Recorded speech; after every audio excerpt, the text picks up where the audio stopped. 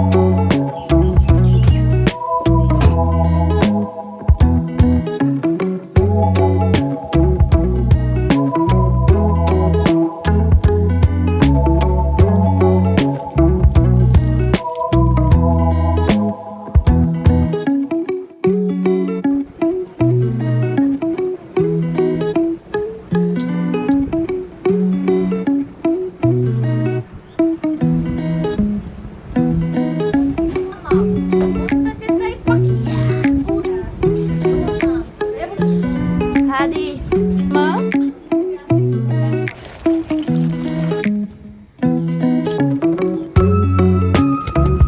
আসো আসো আসো। বাপরে বাপ, নতুন জামাই।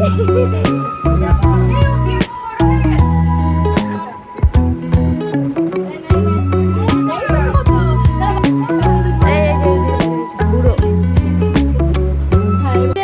কি খাচ্ছ তুমি? আর জুস?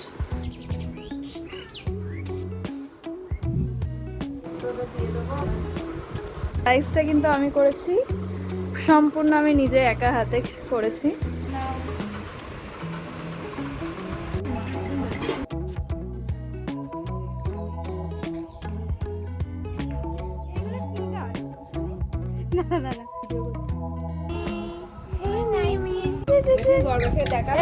এই যে চাকি চাকি চাকি চাকি চাকি চাকি চাকি চাকি।